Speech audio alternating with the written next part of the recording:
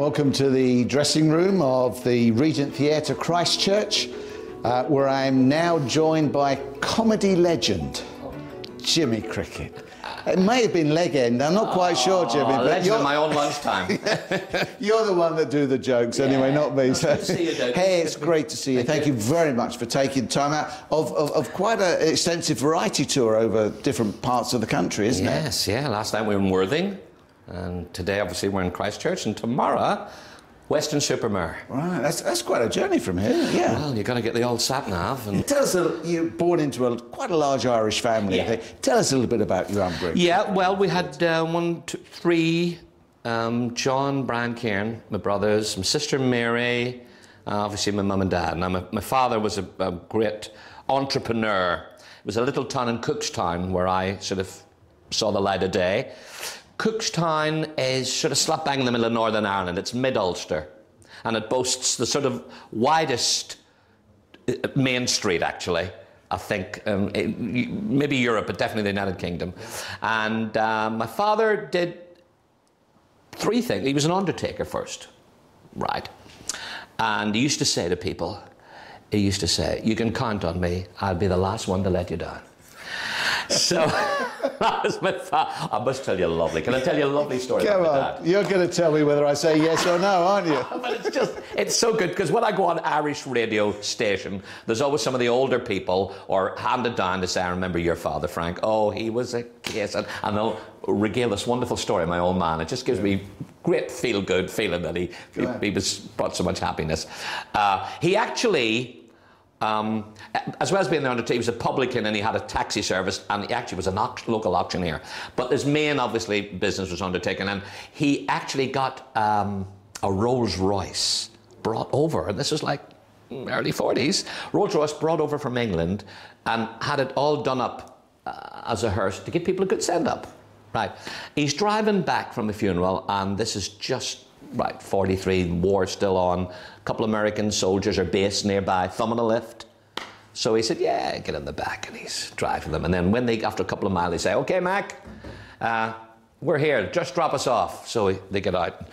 One guy goes, he said, hey, bud, that was a bumpy ride. My father said, you're the first one to get out of there that's complained. Great, you couldn't ride it, could you? But growing up with death all around you then, as your father was an undertaker, did it affect you? No. I'll tell you for why, because I was the youngest in the family, and at 2 years of age, we moved. Okay. Yeah, so we moved. My father moved on. It was time we went, and we moved up to the big city, the big smoke of Belfast. Right. And then he bought a shop there, a grocery, sort of come everything. And so really...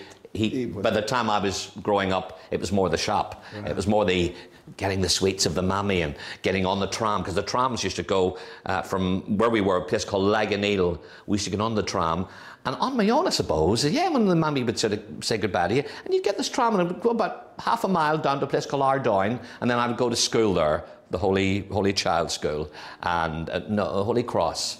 So I grew up. The great thing about growing up in Belfast, Dougie, is you have access to the theatres and the cinemas, and in the 50s, I was lucky enough to be able as a kid to go with my dad and my older brothers to see the great twice nightly variety shows in the Grand Opera House and the Empire. And, these shows were absolutely stunning. 2.25 hours with an interval, it'd be 6:15 and 8:45, and you'd have a top of the bill. Lonnie Donegan, Max Bygraves, David Whitfield, but they'd only do half an hour.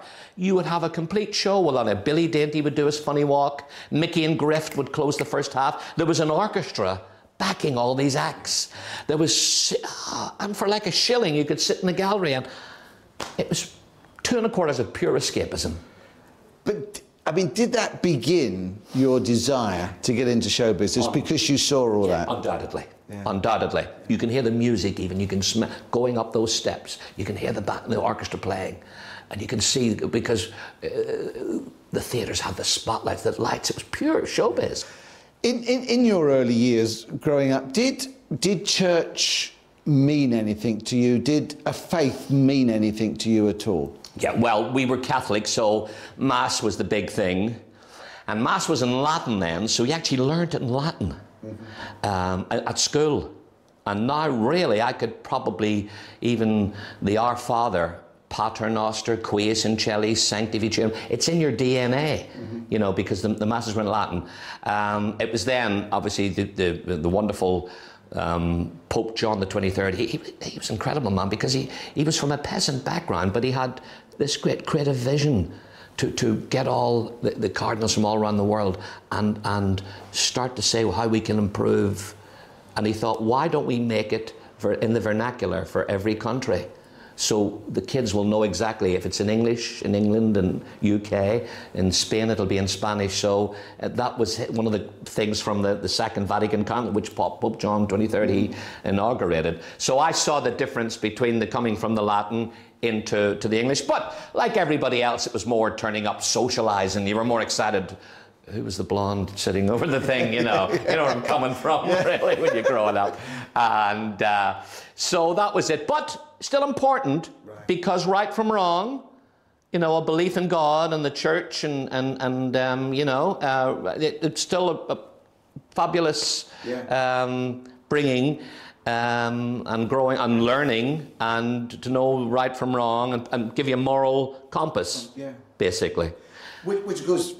Today, tragically, so few have really, don't they? I mean, it was a different generation, wasn't it? In that era of really laying down what is right, what is wrong, and why it was right and why it was wrong. Exactly.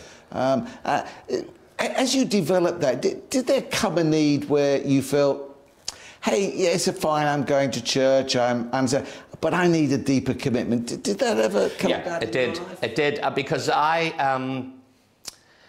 sort of always wanted to be a comic, and it was the school thing, you know, the laughing, getting laughs with the boys and things were making you feel important. And then because I underachieved, the laughs were more than actually getting the exams right. I could rehearse the jokes, but I didn't really bruise up on the maths and the, you know. I remember coming home one day and I said to my dad, I'm no good at arithmetic. He said, don't worry, son, that makes 3 of us. So I think when it gets too, it's nice for a one-liner. Pepper them with one-liners. Go on, get them laughing. This is what you wanted, customers. Laughter is the great, medicine, yes. it? But I'm keeping on, obviously, to the thread of the story, and it's all going lovely and chronological. It's perfect. My elder brother Brian came back from Ponton's holiday camp in Ireland.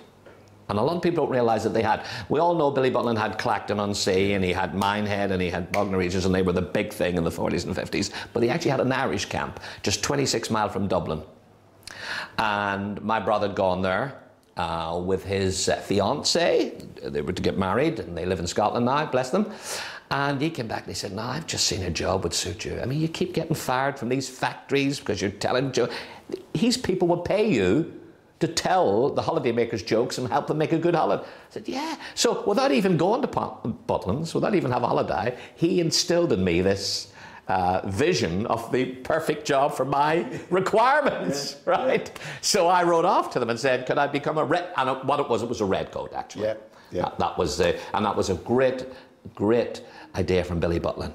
Billy Butland was a bit of a genius because he was originally a Canadian and he worked in a fairground, but he would sit in a summer resort in the 40s and look around at people walking around the resorts in the rain, being thrown out of guest houses, the landlady after their breakfast, and the rain coming down, and he thought, we need something that's indoors.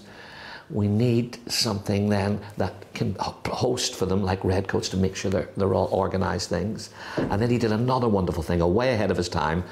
When they pay a basic money up front, everything out, their entertainment in the theatre, and there was big theatres, 3,000 seaters with orchestras, that's all free.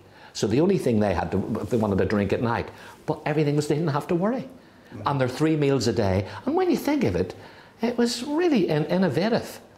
And it was and to be honest, in those days too, because we had a family down our way called the Colwells, which you would say were quite well off, and they were going to Butlins. It was upmarket actually in the 50s to go to the Irish Butlins Sunday game. Anyway, I read off. I get an interview.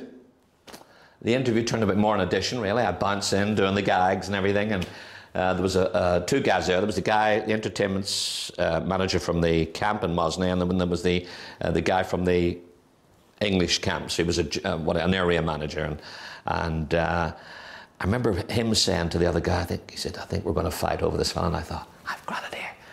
They're making a fuss of me. I've got something right. I said, boys, don't put the coats off. I'm here. No, take me. and that was, and then I got an offer. And the offer was this: we can pay you to be a red coat entertainer stroke host, and it'll be £6 a week plus full board. So, and basically I sent a fiver back to the mammy every week and kept a quid, because it's a bad red coat that has to buy his own drinks. I mean, first thing, it's Uncle Jimmy, what are you having? And that. So that was and then the next obviously thing was I wanted to come across really to the UK, and that was a stepping stone because I could get a job as a red coat in Clacton-on-Sea. So that got me I wasn't starting from absolute scratch in the clubs. I could get me feet in before I took a deep breath and got into the Northern clubs. And I didn't even know about the Northern clubs, to be honest. It was an entertainments manager in Clacton said he'd started to put me in the shows, and I was starting to, enjoy the working and putting stage makeup on. And he was a guy called Bill Martin, and then he said to me, well, what are you going to do, Jimmy, now? Now the season's finished. And he said, I want to get into show business. I'm going down to London. Because Clacton wasn't far from London. He said, well, what are you going to London for? And I said, well, it's not what that show. But he said, well, it's for the West End. If you're a musical, if you want to sing or dance, but you're stand-up. You want to go. The clubs are in the north, and they were in the late 60s.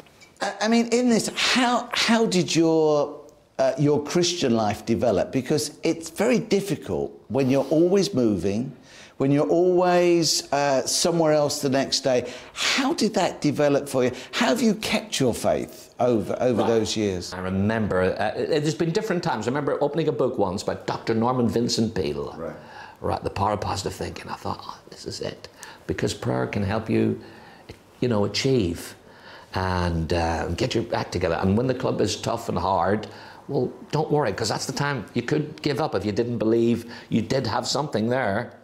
So that was that. There was little defining moments. It wasn't a big St. Paul Road to Damascus for me, but there was little times there when I was sort of tottering, giving up, and and just that little book would come there.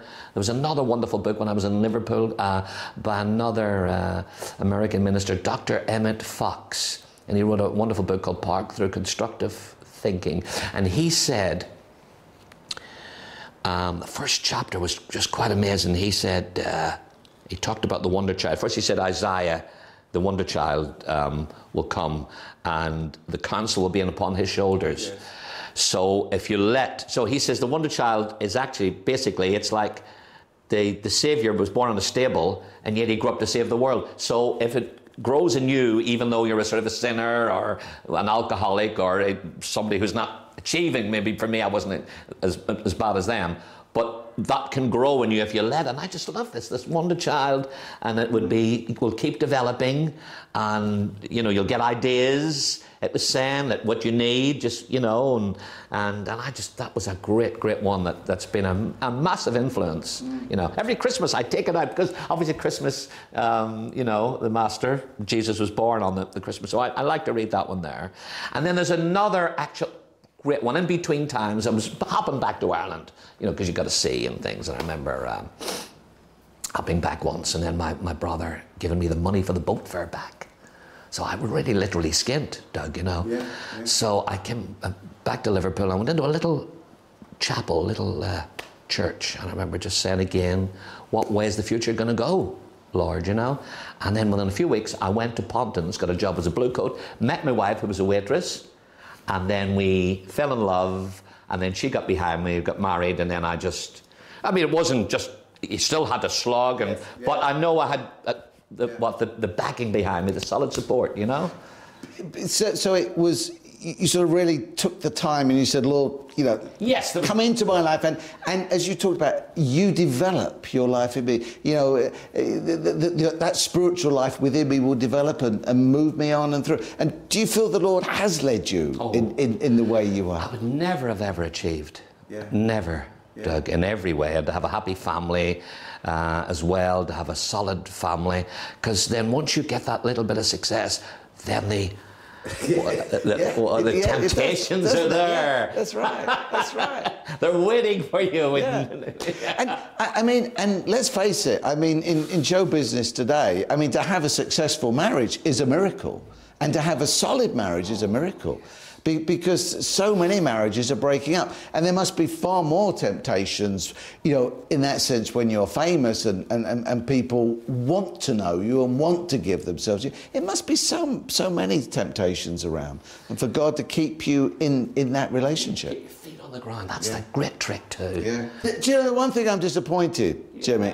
You haven't got your wellies and your funny hat on. Now, where did that come from? Yeah. Well, I always love visual humour, and I think the idiot, I mean, in that character, and I gladly take the mantle of that. But at the 70s, when I moved from the holiday camps, I found a lot of club acts. It could be quite, some of them a little bit tougher and things, and a lot of comics were just walking out, and some singers were singing a song and then telling a few jokes, other comics, but the comic would look like a singer, because he'd have the bow tie and he'd, you know, have his tuxedo, and I thought, I think you've got to set your stall out. You've got to look funny, and you've got to come out with that jig. And I was completely, endorsed this, in my opinion, when I saw a comedian on the northeast of England, a Geordie comedian called Bobby Thompson.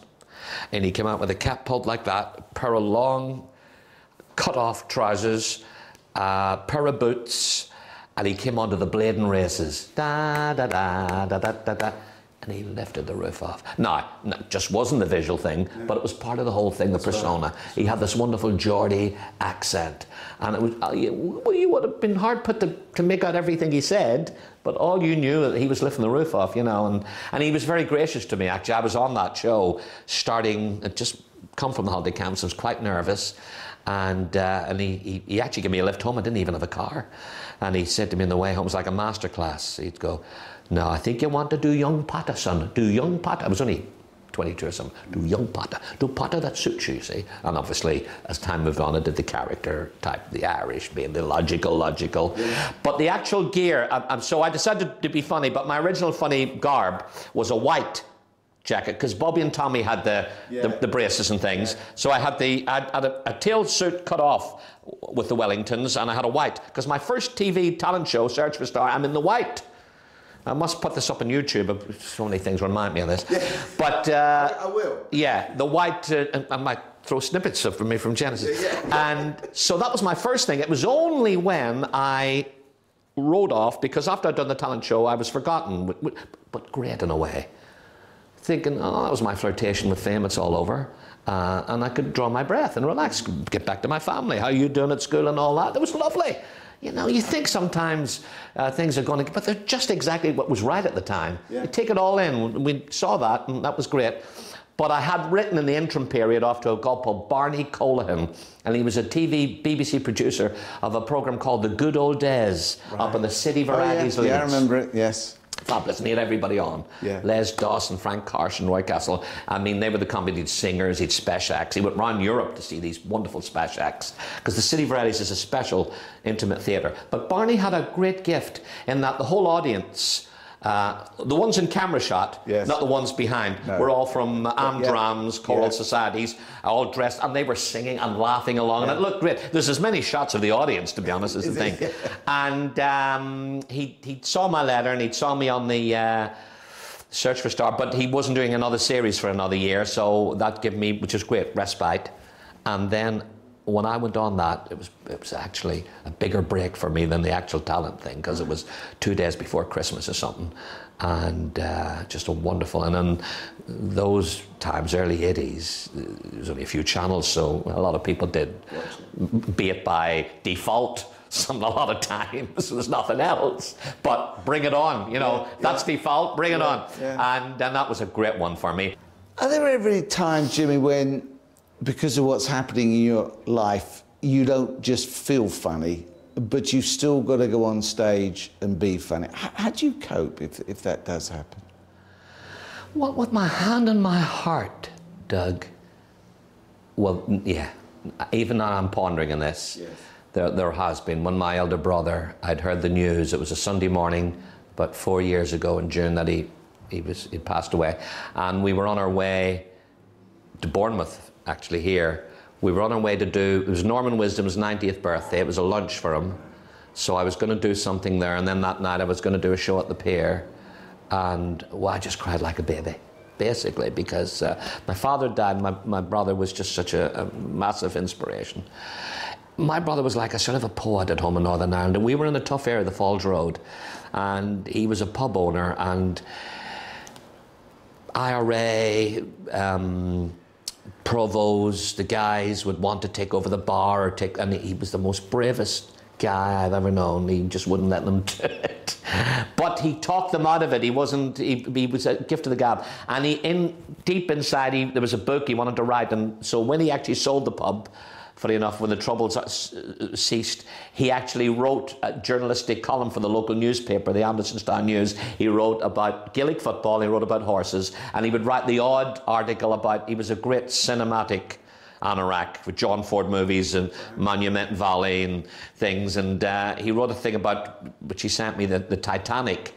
When the big Kate Winslow movie came out, he remembered the Kenneth More one, which was very, very good. People were underrating that, and so he wrote this wonderful extensive article about that. So he was absolutely incredible, and so that morning was a quite shell shock.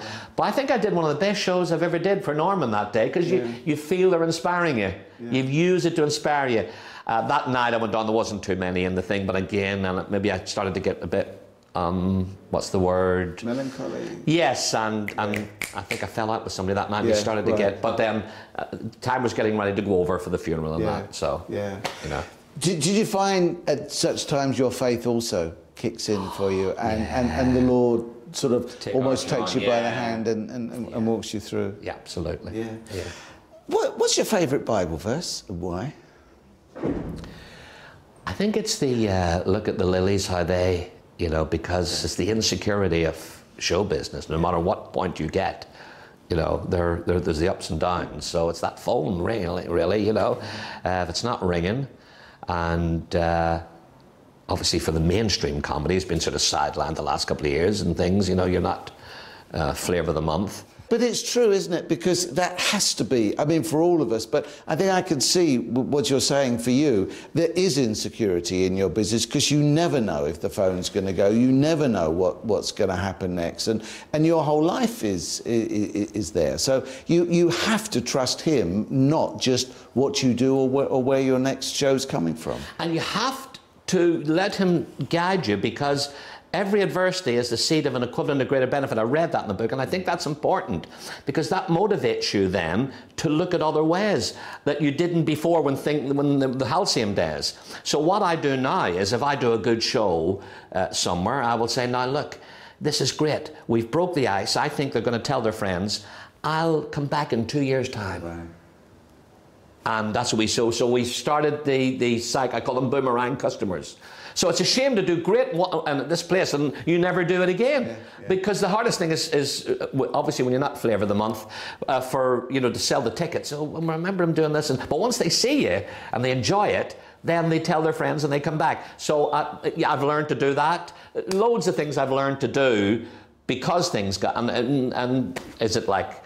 Again, the other cliche is necessity is the mother of invention as well. So I believe you're divine guided to be creative in those moments to bring out the best in you to keep your career going, you know? And walk with him and in the doors that he opens up and the pathways that he's going. Right. Yeah. That's right. What, somebody watching this and says, gee, I'd love to be a comic. I'd love to get into the business today. What would you say to them? Yeah, I'd say, right, get find out what your strong point is in comedy. Do you want to go down the visual road? Are you more a patter? What's your best thing? Get your friends and family to do that. And hand in hand, I would get inspirational books to keep you the tenacity and the determination. I do a thing at home where I live in Rochdale every sort of once a month. In the winter, when January, February was quiet, I'll do once a month, and then later on, once every 2 months. I'll try new material, but I'll give people a break, because they're all friends and family that come, and they will have a nice, easy audience. I think you need nicer audiences. The comedy club, my daughter does comedy clubs. Comedy clubs do these things where they call it the gong show. So they let somebody have a gun. If they're no good, they bang a gun. I mean, there's no way anybody is going to come out of that. No. They need to be blossomed, and they need to be watered. Yeah. So they need to go on little things like that. Yeah. I proved this because a singer rang and said, "Can I go on and sing a few songs?" He was quite nervous, even though it's just a little church hall. And after his first song, I got all these people cheering, and I could see him physically get better. Yeah. Get more confident with the next song. Yeah. And when he walked out of there, he was 10 feet high, and that's what it's all about. Yeah, yeah. Finally, Jimmy, and I don't want to bring it to a close, but I guess we're better at some point, but do you have the funniest joke? Do you have a joke that you think is the funniest one you've ever heard, or is there such a whole raft of them? Yeah, it's a whole raft, but I'm inclined to think that a lot of people laugh. A lot of comedy is based on sympathy and warmth. And there is a sort of a joke that a lot of people will laugh at, and I cite this, but it's just not only they're laughing because the underdogs come through. And I'll give you an instance. It's a picture of the scene. It's a transport cafe. And there's a little fella, and he's having his breakfast. He's in the corner of a little breakfast, and the three bikers come in, right? Bent on mischief. So they go over to the little guy, and of course then they take the salt and they pour it into his tea. Then they take the sugar and pour it into his egg and bacon. Then they kick the seat, and then they throw the plate on top of him, right? And he gets up quietly. He walks over to the till, he pays for his breakfast, and he walks out. And then they hear him drive off, and one of the guys shouts to the cafe owner, "Not much of a man, is he?" The cafe owner said, "And he's not much of a driver either. He's just run over 3 motorbikes." You know why I love that? Yeah. The little man has got the bully. Yeah. So there's a double laugh in that. Yeah. It just takes it on to another level, you know, Doug? Yeah. Where do you pick new material up from? Well, I think you're always looking. Even today, I was in the shop there with my good lady here in Christchurch, and there was it was actually a very unusual cafe, a thatched roof, so we had a nice cup of tea there, and they had fudge, a fudge shop selling as you go out, and I thought, hang on a sec. I said, you know, the guy, he's there, I'm making him a few sillies, funnies, and I'm saying, you know, if a homeless guy came in here, a homeless guy came in selling a magazine, would he be fudging the issue? Right, it's just it's puns, really, and then he'll have a sort of a laugh, but you're always looking for things like that, you see. A few days ago I thought, that's a great cliche, when the chips are down. So I said to them, ladies and gentlemen, I'd like to leave you with a thought. When the chips are down, make sure you hang on to the fish. Right. So I'm always looking for it. Then of course I have a lovely fella in Weymouth, a writer, and he gives me stuff. I'll give him an idea and he'll do that. So I think, material is the big thing. You've got to keep working on it. Yeah. You know, you don't always hit the bullseye, and even last night, if I'll do a new one, you take a deep breath. But it's better than pinching. Because when you pinch, you know the guy's done well. It's an easy way. Yeah. But no, take that from that paper and go out. Yeah. You know. And I guess there's some spiritual lessons as there. I mean, it's the same in our spiritual life, isn't it? That we continue. We have to move through new ways. We have to find new ways through. But we're always looking and allowing the Lord to do that in our lives. Yes, and it's what we learnt on his mother's knee. Yeah. Do unto others. Yeah. What Do to you. to you. Jimmy, thanks very much indeed. Cheers, Dougie. Bless you. Lovely to meet you.